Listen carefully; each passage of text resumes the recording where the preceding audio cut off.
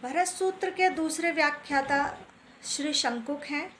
ये भी भट्ट लोलट के समान ही केवल नाम शेष हैं। इनके मत से संबंध कुछ उदाहरण अभिनव भारती और ध्वन्यालोक लोचन दोनों में मिलते हैं।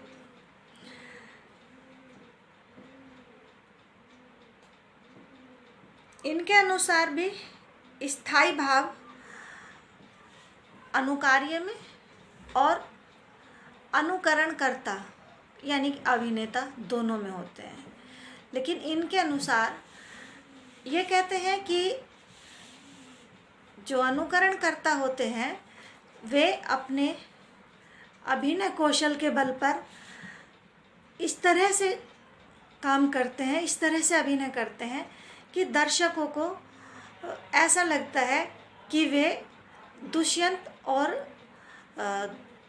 दुष्यंत और शकुंतला को ही देख रहे हैं और जो प्यार करने वाले हमारे मंच पर हैं वे दुष्यंत और शकुंतला ही हैं।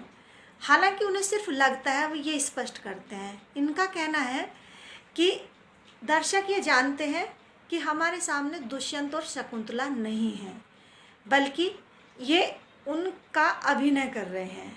लेकिन ये स्पष्ट कर देते हैं, ये एक चित्र तुरंग न्याय के आधार पर इसे स्पष्ट करते हैं।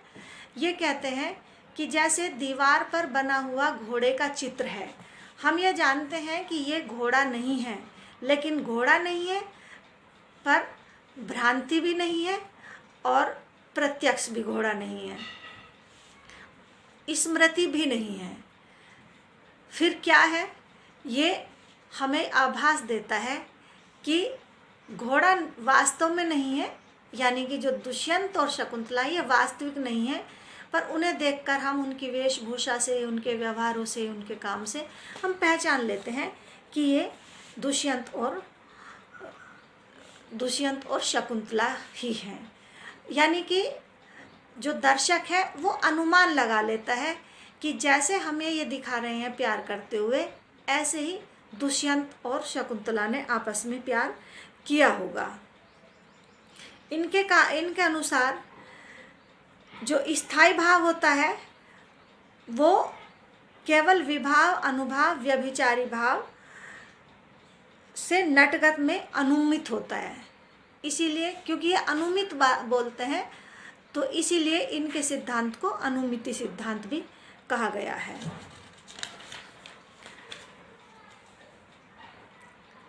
शंकुक के अनुसार अनुकार्यगत स्थायी भाव का नट द्वारा अनुकृत रूप रस संज्ञा से अभिहित होता है। अर्थात स्थायी भाव वस्तुतः अनुकार्य राम आदि में ही रहता है। जैसा भट्ट लोलट ने कहा था कि जो वास्तव में स्थायी भाव है या वास्तव में जो प्यार किया था वो तो दुष्यंत ने ही किया था, उन्हीं में स्थायी भाव था और वही स्थायी भाव रस रूप में परिणत होता है। लेकिन उनके द्वारा, नट के द्वारा जब उनका अनुकरण किया जाता है तो ऐसा प्रतीत होता है कि वह भी स्थायी भाव का अनुभव कर रहा है और स्थायी भाव की यह नाट्यकृति ही रस है। यानी कि उस स्थायी भाव का जो पहले दुष्यंत में था उसका नाट्य रूप या नाट्य मंचन रस है। इनके अनुसार विभाव, अनुभाव और व्यभिचारी भाव तो नाट्य में उपस्थित रहते हैं, लेकिन स्थायी भाव उपस्थित नहीं होता। यानी मंचन जब नाटक का होता है तो वहाँ विभाव, अनुभाव और संचारी भाव तो होते हैं। विभाव यानी कि शकुंतला और दुष्यंत, और दुष्यंत के जो अनुभाव है यानी कि स्थायी भाव जागृत होने के बाद जो उसकी चेष्टाएं हैं, और संचारी भाव जो खुशी होती है और जो चिंता वगैरह होती हैं। तो विभाव, अनुभाव और संचारी भाव तो सारे नाटक में होते हैं, लेकिन स्थायी भाव कहाँ था? स्थायी भाव उस मूल पात्र में, यानी दुष्यंत जब थे तो वो दुष्यंत में था। इनमें स्थायी भाव नहीं होता जो हमें नाटक में दिखते हैं। शब्द आदि के द्वारा केवल उसका बोध होता है, प्रतीति नहीं होती। उसकी वास्तविक प्रतीति अनुकार्य यानी कि दुष्यंत को हुई थी। जो वास्तविक अनुभूति प्यार की हुई थी वो तो दुष्यंत को हुई थी, और उसका जो अभिनय करते हैं उसका बोध हमें, यानी कि समझ थोड़ी थोड़ी सी हमें नाटक के पात्रों के माध्यम से हो जाती है, जो हमें मंचन पे नाटक करके दिखाया जाता है। अतः सामाजिक विभाव आदि से उसका अनुमान करता है, यानी कि जो विभाव आदि, यानी कि जो विभाव नाटक में हमें दिखाई देते हैं, दुष्यंत और शकुंतला, नट और नटी के रूप में, दुष्यंत और शकुंतला के रूप में जो हमें नट नटी दिखाई देते हैं, उससे हम केवल अनुमान कर लेते हैं कि दुष्यंत और शकुंतला ने इस तरह से प्यार किया होगा। नट द्वारा उनका जो अनुकरण होता है वो उनके स्थायी भाव का अनुकरण होता है, जो दुष्यंत ने और शकुंतला ने प्यार किया था, और उसी अनुकरण का से हम अनुमान लगा देते हैं कि ऐसे दुष्यंत ने प्यार किया होगा। इस तरह से विभाव, अनुभव और व्यभिचारी का अभिनय इस कौशल के साथ किया जाता है, यानी कि विभाव का, अनुभव का और व्यभिचारी भाव का इस तरह से अभिनय यानी एक्टिंग की जाती है, इतने कौशल से की जाती है कि बनावटी होने के बाद भी हमें ऐसा ही लगता है कि ये वास्तविक दुष्यंत और शकुंतला है। एक विशेष महत्व है इसका, यानी कि जो शंकुक का अनुमितिवाद है, इसका एक विशेष महत्व तो ये है कि इन्होंने अनुकार्य के वास्तविक स्वरूप के प्रश्न का यहाँ पहली बार उत्तर दिया। इन्होंने स्पष्ट किया कि अनुकार्य से अभिप्राय वास्तव में काव्य निबद्ध राम आदि का है, या काव्य में जो दुष्यंत शकुंतला आदि हैं, अनुकार्य से मतलब वो है। अनुकार्य से मतलब इन्होंने वास्तविक दुष्यंत शकुंतला नहीं माना इसमें, बल्कि वो माना जो इतिहास में या जो काव्य में रचयिता ने लिखा। क्योंकि जो नाटक में मंचन करते हैं, जो अभिनय करते हैं नट और नटी, वे किसी दुष्यंत को नहीं जानते, वो सिर्फ उस दुष्यंत को और उस शकुंतला को जानते हैं जो लेखक ने या कवि ने, नाटककार ने पुस्तक में लिखा है। यानी कि काव्य में जो दुष्यंत है वो, या काव्य में दुष्यंत के जो हाव भाव उन्होंने लिखे, उनका ये मंचन करते हैं।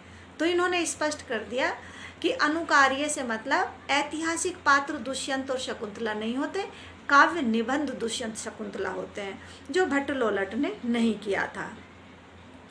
नाटक में दुष्यंत के रूप में देखते समय न तो संदेह का अनुभव होता है और न ही यथार्थता का कि सचमुच ये दुष्यंत और शकुंतला हैं, और न ही भ्रांति का अनुभव होता है। और ये इसलिए नहीं होता क्योंकि नट दुष्यंत है ऐसा हमें लगता है, और नट दुष्यंत नहीं है हमें ऐसा भी लगता है। यानी हमें पता होता है कि नट सचमुच दुष्यंत नहीं है, लेकिन उसके वेशभूषा से, उसके हाव भाव से, उसके जो एक्टिंग है उससे हमें लगता है कि हाँ ये दुष्यंत ही है। ऐसी स्थिति में नट दुष्यंत की प्रतीति एक विचित्र प्रतीति है, जो संदेह से, यथार्थ ज्ञान से और भ्रांति से किसी भी वास्तविक अनुभव के अनुसार नहीं होती है, उसके तद्रूप नहीं होती है। यानी कि जो उसका हाव भाव होता है उससे हमें स्पष्ट ये भी पता होता है कि ये दुष्यंत नहीं है, पर यह भी पता होता है कि ये दुष्यंत के जिस तरह से काम थे या जिस तरह से काव्य में लिखे गए हैं सेम उसी तरह के हैं। तो हमें भ्रांति किसी तरह की इसमें नहीं होती है, और इसी को इन्होंने चित्ततुरंग न्याय का आश्रय लेकर समझाया है, जो मैंने अभी पहले बताया था कि जिस तरह से दीवार पर एक घोड़े का चित्र बना दिया जाए तो हमें ये भी पता होता है कि ये घोड़ा नहीं है, पर अगर हमारे पास में दूसरा एक भालू का चित्र बना दिया जाए तो हमें ये पता होता है कि ये घोड़ा है और ये भालू है। तो इसी तरह से जब नाटक में दुष्यंत और शकुंतला आते हैं तो हमें ये पता होता है कि दुष्यंत और शकुंतला वास्तव में नहीं है, पर अगर उनके पास दूसरा कोई पात्र खड़ा कर दिया जाए तो हमें ये पता होता है कि ये दुष्यंत शकुंतला है और ये कोई अन्य पात्र है। इसके हमारे कुछ सीमाएं हैं और इसके कुछ विशेषताएं भी हैं। तो पहली विशेषता तो इसकी यही है कि इन्होंने स्पष्ट कर दिया था कि अनुकार्य से मतलब हमारा ऐतिहासिक पात्र से नहीं होता है, बल्कि काव्य निबद्ध से होता है, जो काव्य निबद्ध दुष्यंत और शकुंतला है। और इनकी भी जो सीमाएं हैं वो यही है कि जो रस होता है, जो स्थायी भाव होता है, वो अनुकार्यगत है, सहृदयगत नहीं है। ये इनकी भी भटलोलट की तरह ही एक सीमा है। क्योंकि अगर स्थायी भाव काव्य निबद्ध पात्र में था, जो दुष्यंत और शकुंतला हैं, और वे सिर्फ उसका जो नट और नटी हैं वो सिर्फ उसका अनुकरण करके मंचन कर रहे हैं, केवल उसका अभिनय कर रहे हैं, या उसको स्थायी भाव को, रस को भोग भी रहे हैं, तो सहृदय का उससे कोई मतलब नहीं बनता है। जबकि वास्तव में स्थायी भाव जो होता है उसका आगे बताएंगे, एक साधारणीकरण से होता है, उसका स्थायी भाव का साधारणीकरण होता है, विभाव आदि का भी साधारणीकरण होता है। तो वो जो रस का भोग करता है वो प्रमाता यानी सहृदय या नाटक का दर्शक करता है।